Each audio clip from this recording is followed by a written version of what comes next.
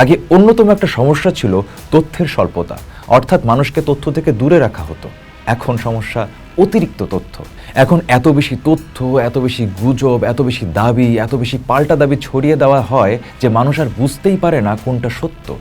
ফলে সত্য এসবের ভেতরে আড়াল হয়ে যায়।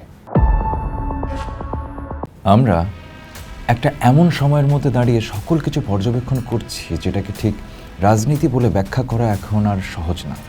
কারণ রাজনীতি এখন শুধু ভোট, নির্বাচন বা সংসদের ভেতরে সীমাবদ্ধ নেই। এটা অনেক বেশি ছড়িয়ে গেছে আমাদের দৈনন্দিন জীবনে কনজিউম করা তথ্যের ভেতরে। মানুষ কি দেখছে, কি বিশ্বাস করছে, কোন ঘটনাকে সত্য ভাবছে, এই জায়গাটাতেই বর্তমানে একটা বৃহৎ রাজনৈতিক যুদ্ধ চলছে। এই প্রেক্ষাপটে মির্জা ফখরুল ইসলাম আলমগীর সম্প্রতি বলেছেন তার কাছে মনে হয় গণতন্ত্র খুব বিপদে পড়েছে। তার অভিযোগ, সোশ্যাল মিডিয়ার কারণে রাজনৈতিক নেতাদের চরিত্র হনন হচ্ছে, পরিকল্পিতভাবে বিভ্রান্তি ছড়ানো হচ্ছে, নৈরাজ্য তৈরি করা হচ্ছে, এমনকি রাজনীতিকেই ধ্বংস করার চেষ্টা চলছে। বিএনপির শামসুজ্জামান দুদুও একই কথার সঙ্গে বট বাহিনী বা সংগঠিত ডিজিটাল প্রচারণার প্রসঙ্গ টেনেছেন। এটা শুনে প্রথমে মনে হতে পারে এটা শুধু বাংলাদেশের রাজনৈতিক বক্তব্য, ক্ষমতা লড়াইয়ের অংশ। কিন্তু একটু বার্ডস আই ভিউ থেকে দেখলে বিষয়টা অনেক বেশি গ্লোবাল। কারণ গত এক দশকের বেশি সময় ধরে বিশ্বের প্রায় সব গণতন্ত্রই একই সংকটের মুখোমুখি। 2016 সালের মার্কিন নির্বাচন, ব্রেক্সিট, গণভোট, ইউরোপের বিভিন্ন নির্বাচন, সব জায়গাতেই গবেষকরা একটা কমন প্যাটার্ন দেখেছেন। সোশ্যাল মিডিয়া এখন যোগাযোগের মাধ্যম ছাড়িয়ে একটা জনমত তৈরির ইনফ্রাস্ট্রাকচার। ফ্রিডম হাউস বহু বছর ধরে তাদের রিপোর্টে সতর্ক করছে যে ডিজিটাল প্ল্যাটফর্মগুলো মিসইনফরমেশন, ডিসইনফরমেশন এবং কোঅর্ডিনেট ম্যানিপুলেশনের কেন্দ্র হয়ে উঠছে। ইউরোপীয় ইউনিয়ন এখন এই বিষয়টাকে আর শুধু মিডিয়া সমস্যা হিসেবে দেখে না, তারা এটাকে সরাসরি গণতন্ত্র এবং নিরাপত্তার হুমকি হিসেবে বিবেচনা করে।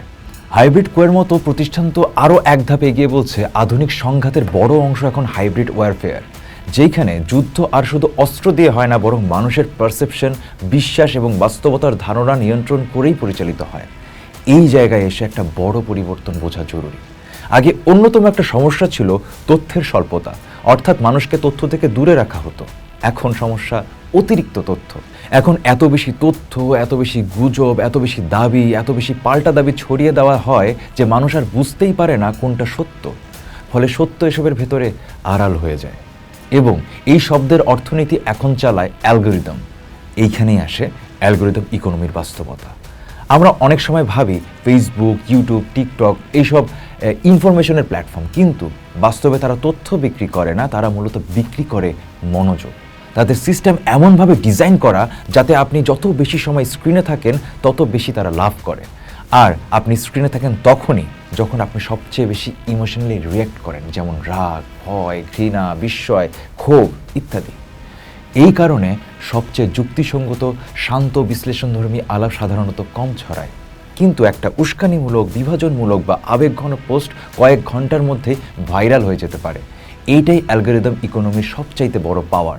এটা সত্যের চেয়ে এঙ্গেজমেন্টকে মূল্যায়ন করে বেশি।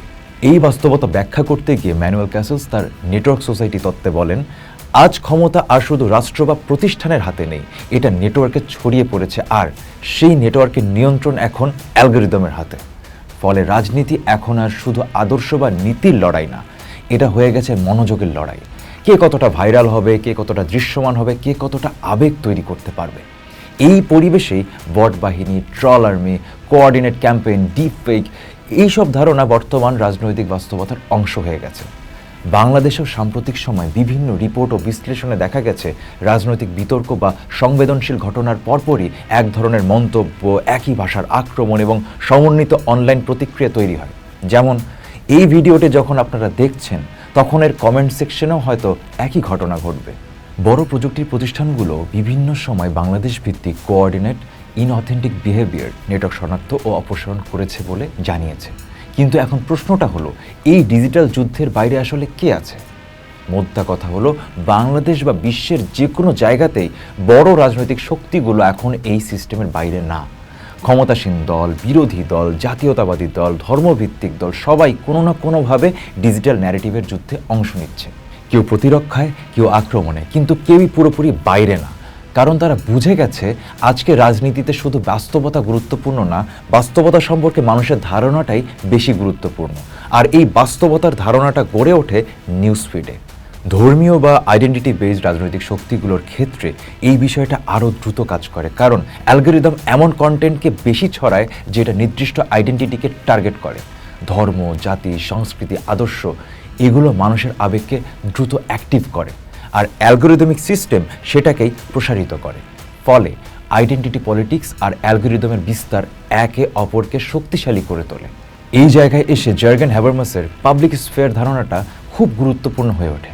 তিনি বলেছিলেন, গণতন্ত্র তখনই কার্যকর থাকে যখন সমাজে একটা শেয়ার্ড স্পেস থাকে, যেখানে মানুষ অন্তত কিছু শেয়ার্ড বাস্তবতা নিয়ে একসাথে আলোচনা করতে পারবে।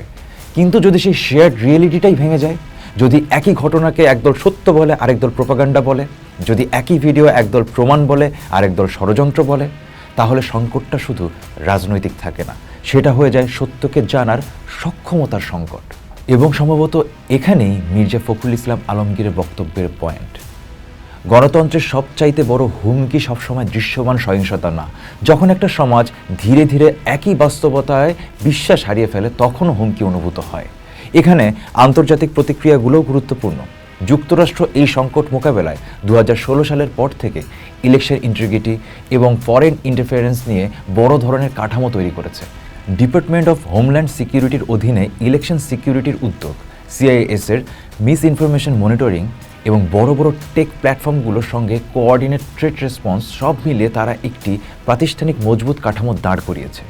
ইউরোপীয় ইউনিয়ন আবার আলাদা পথে গেছে। তারা ডিজিটাল সার্ভিসেস অ্যাক্ট এবং কোড অফ প্র্যাকটিস অন ডিসইনফরমেশনের মাধ্যমে প্ল্যাটফর্মগুলোকে অ্যালগরিদমিক ট্রান্সপারেন্সি এবং কন্টেন্ট অ্যাকাউন্টেবিলিটির দিকে ঠেলে দিচ্ছে। ফ্রান্সও নির্বাচনের সময় মিস ইনফরমেশন নিয়ন্ত্রণে বিশেষ আইন ও জরুরি কোর্ট প্রসিডিওর চালু করেছে, যাতে দ্রুত ভুয়া তথ্য শনাক্ত ও প্রতিক্রিয়া জানানো যায়। কিন্তু সব দেশে একটা বাস্তবতা কমন, এটা শুধু আইন দিয়ে সমাধানযোগ্য সমস্যা না, কারণ এই সমস্যা শুধু প্রযুক্তির না, এটা রাজনৈতিক অর্থনীতির। যেখানে একদিকে রাজনৈতিক দলগুলো ন্যারেটিভ কন্ট্রোল করতে চায়, অন্যদিকে প্ল্যাটফর্মগুলো অ্যাটেনশন ইকোনমিতে লাভ করে, আর অন্যদিকে আইডেন্টিটি পলিটিক্স সবচাইতে দ্রুত এঙ্গেজমেন্ট তৈরি করে। এই তিনটা শক্তি একসাথে কাজ করলে মিস ইনফরমেশন শুধু ছড়ায় না, এটা স্বাভাবিক সিস্টেমের অংশ হয়ে যায়। শেষ পর্যন্ত এসে আমরা বুঝতে পারি সোশ্যাল মিডিয়া আমাদের কণ্ঠ দিয়েছে, এটা সত্য, কিন্তু একই সঙ্গে এই সিস্টেম এমন এক বাস্তবতা তৈরি করেছে যেখানে বিভ্রান্তি লাভজনক, মেরুকরণ লাভজনক, আর উত্তেজিত হয়ে ওঠা সবচাইতে বেশি কারেন্সি। আর যখন বিভ্রান্তি একটা ব্যবসায়িক মডেল হয়ে যায়, তখন গণতন্ত্রের সংকট শুধু রাজনৈতিক থাকে না, সেটা হয়ে যায় সত্য, আস্থা এবং শেয়ার্ড রিয়েলিটির সংকট। তাই মির্জা ফখরুল ইসলাম আলমগীরের বক্তব্য অনুযায়ী যদি জানতে চাই গণতন্ত্র বিপদে কিনা, তাহলে বলবো যুক্তরাষ্ট্র, ইউরোপ সহ বহু দেশ এক দশক আগেই ডিসইনফরমেশন, বট নেটওয়ার্ক আর অ্যালগরিদমিক ম্যানিপুলেশনকে গণতন্ত্রের ঝুঁকি হিসেবে ধরে নীতিগত ও প্রাতিষ্ঠানিক ব্যবস্থা নিতে শুরু করেছে। এই বাস্তবতার ভেতরে দাঁড়িয়ে বাংলাদেশের রাজনীতিতে যখন একই আশঙ্কা ফিরে আসে, তখন সেটা শুধু অভিযোগ না, বরং এক ধরনের দায়সারা বা গা বাঁচানোর প্রতিক্রিয়া, যেটা এমন এক সিস্টেম থেকেই উঠে আসে যার ভেতরে সবাই কোনো না কোনোভাবে অংশ নিচ্ছে। তাহলে প্রশ্ন রেখে গেলাম, যে সংকটটা বিশ্ব বহু আগেই চিনে নিয়ে ব্যবস্থা নেওয়া শুরু করেছে, আমরা কি এখনও সেটাকে শুধু বক্তব্য আর অভিযোগের জায়গাতেই আটকে রাখছি? আর যদি ব্যবস্থা নেওয়া হয়ও, সেটা কি এমনভাবে হবে যে শেষ পর্যন্ত যা আবার গণতন্ত্রকেই নতুন করে সীমাবদ্ধ করে ফেলবে? পোস্ট দেখুন, ভাবুন, করুন, থাকুন পোস্টের সাথেই।